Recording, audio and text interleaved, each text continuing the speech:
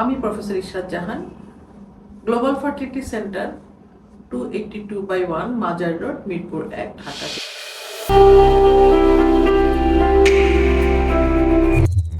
আমাদের পেশেন্টরা অনেক সময় আমাদের কাছে আসেন যে আমরা কখন ডাক্তারের কাছে আসবো। অনেক সময় মানে নতুন যারা বিয়ে করেছেন, নববিবাহিতরা আসেন যে আমরা কখন বাচ্চা নিতে চাই 2 বছর পরে বা 3 বছর পরে, তাহলে কবে আসবো আপনাদের কাছে। তো যেটি হচ্ছে যে ইন্টারন্যাশনাল অ্যাকসেপ্টেড যে 1 বছর যদি কোনো দম্পতি চেষ্টা করে, অর্থাৎ সপ্তাহে দুই থেকে 3 বার মেলামেশা করে এবং তারা 1 বছর চেষ্টা করে, এরপরও যদি তাদের প্রেগনেন্সি না আসে তাহলে তারা ডাক্তারের কাছে আসবে। তো ডাক্তারের কাছে আসার সময় ওইটুকু মাইন্ডসেট আপ নিয়ে আসতে হয় আসলে, যে যেহেতু তাদের কনসিভ করেনি, তাহলে ছোটখাটো সমস্যা হলেও কিছু না কিছু থাকে। হ্যাঁ, তো সেই জন্য কিন্তু কিছু পরীক্ষা নিরীক্ষার প্রয়োজন হয়। ডাক্তার তো দেখাবে, ডাক্তার দেখে কিছু পরীক্ষা নিরীক্ষা করবেন এবং প্রেগনেন্সি আসার জন্য যে জিনিসগুলো প্রয়োজন হয় সেগুলো আমরা চেক করে দেখি যে সেগুলো ঠিক আছে কিনা। যেমন পুরুষের ক্ষেত্রে শুক্রাণুটা আমরা সিমেন অ্যানালাইসিস করি, শুক্রাণু কেমন, মানে সংখ্যা কেমন আছে, তারপরে তার হচ্ছে কোয়ালিটি কেমন আছে, শুক্রাণুর অ্যানাটমি ঠিক আছে কিনা, সেটা মুভ করতে পারে কিনা, মডলিটি ঠিক আছে কিনা, এই ধরনের জিনিসগুলো আমরা দিয়ে থাকি। অথবা এছাড়া সাথে কিছু হরমোনাল যদি সমস্যা থেকে থাকে বা অন্য কোনো সমস্যা থেকে থাকে, জেনিটাল কোনো সমস্যা থেকে থাকে, তখন আমরা একটু হরমোন টেস্ট করে থাকি। যেমন হচ্ছে সেরাম প্রোল্যাকটিন, তারপরে হচ্ছে অনেক সময় প্রোল্যাকটিন বেশি থাকলে কিন্তু হয় না, সেরাম থাইরয়েডের প্রোফাইল করি, সেরাম টিএসএইচ।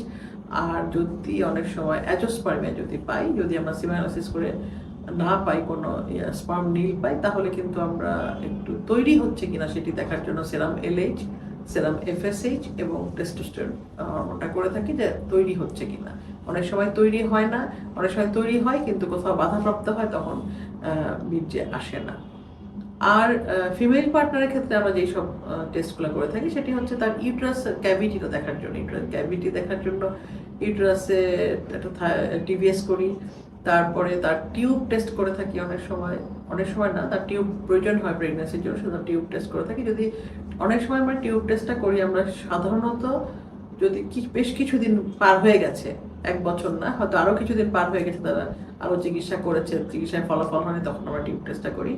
আবার সেকেন্ডারি ইনফার্টিলিটি, যেটা যে কোনো বাচ্চা নষ্ট হয়ে গেছে কিনা, তখন আমরা ধরে নিই যে কোনো ইনফেকশন টিউব ব্লক হয়ে গেছে কিনা, সেই ক্ষেত্রে আমরা টিউব টেস্ট করে থাকি। আর একটা যেটি টেস্ট করি যে ডিম কেমন আছে, ওভাম কেমন আছে, সেই ক্ষেত্রে আমরা টিবিএস করে তো এএফসি করতে পারি, অ্যান্টাল ফলিকুলার কাউন্ট। আর এই দিকে সাথে যেটা করি সেটা হচ্ছে সেরাম এএমএইচ, অ্যান্টিমুলারিয়ান হরমোন, এটি করে থাকি আমরা। তো এতে আমরা বুঝতে পারি যে আসলে ওর ডিমের পরিমাণ কেমন রয়েছে। এই টেস্টগুলি করে তারপরে চিকিৎসা শুরু করি। প্রথমেই আমরা শুরু করি, যদি সব ঠিক থাকে তখন আমরা শুরু করি ওভুলেশন ইন্ডাকশন দিই ট্যাবলেট দিয়ে। এটি হয়তো 6 মাস চলে, 6 মাস পরে কিন্তু এই ট্যাবলেট কিছুদিন দেওয়ার পরেই আমরা একটু ডে 10/11 একটা টিবিএস করে মনিটরিং করি যে ওই ওষুধ খেয়ে ওষুধের ওই মাত্রাটা, অর্থাৎ ওই ডোজে তার ডিম কেমন বড় হচ্ছে সেটি দেখার জন্য আমরা মনিটর করি। তারপরে যদি দেখি যে কম হচ্ছে, তাহলে কিন্তু আমরা ইনজেকশন যোগ করি। সেটা একই কথা বলছি, ইন্ডাকশনের জন্য ইনজেকশন যোগ করি 2টো বা 3টে।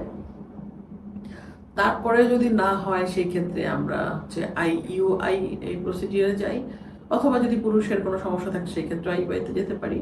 তারপরে হয়তো অনেক সময় দেখা যায় যে কোনো সমস্যা তৈরি হয়েছে, কোনো টিউমার আছে বা টিউবটা ব্লক আছে বা একটোপিক প্রেগনেন্সি হয়েছিল, কোনো কারণে টিউব কাটা হয়ে গেছিলো, সেই সব ক্ষেত্রেও কিন্তু আমরা আইভিএফ এ চলে যাই। অথবা ডিম বড় হচ্ছে না, সেই সব ক্ষেত্রে আমরা আইভিএফ এ চলে যাই।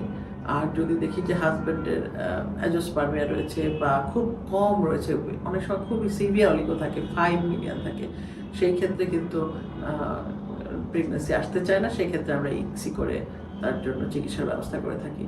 তো পুরোটাই কিন্তু এই যে পুরোটা মাইন্ডসেট আপ, যত আমার চিকিৎসা লাগতে পারে, সবার সব কিছু লাগে না, 80% ওষুধ খেয়ে প্রেগনেন্সি চলে আসে। তো যাদের লাগে তাদের কিন্তু বেশ টাকা পয়সা খরচ হয়।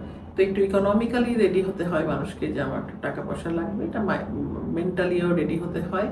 তারপরে সবাই একটু মানসিক চাপের মধ্যে পড়ে, পারিবারিক এবং সামাজিক চাপের মধ্যে পড়ে, সেই সময়টাও একটু নিজেদেরকে রিলিফ দিতে হবে, সেই সময়টা নিজেদেরকে বোঝাতে হবে যে না, সবকিছু ঠিক আছে। এই সব মিলিয়ে কিন্তু আমরা মানে চিকিৎসাগুলো কিন্তু এই সব কিছু মিলেই চিকিৎসা। এবং চাপের মুখ থেকে বের মানে মানসিকভাবে কিন্তু ফ্রি না হলে প্রেগনেন্সি আসতেও চায় না হরমোনাল কারণে। তো মানে তারপর সময় দিতে হয় স্বামী স্ত্রী একসঙ্গে থাকতে হবে। তখন যদি কাজের ক্ষেত্রে দুইজনের দুই জায়গায় পোস্টিং থাকে, দুই জায়গায় থাকা হয়, তাহলে কিন্তু হবে না, একসঙ্গে থাকতে হবে। এই কিছু ব্যাপার প্রস্তুতি রয়েছে, এগুলো আমরা প্রথম দিনই কিন্তু রোগীদেরকে বুঝিয়ে বলি। আমাদের রোগীদের আমাদের কাজ হলো যেটা মোটিভেশন একটা সেশন থাকে, সেইখানে কিন্তু আমরা কাউন্সিলিং একটা সেশন থাকে, সেইখানে কিন্তু আমরা কাউন্সিলিং করি এই কথাগুলি, যে এই চিকিৎসার সাথে সাথে এই ব্যাপারগুলো কিন্তু জরুরি আমাদের সাথে থাকার জন্য। ধন্যবাদ।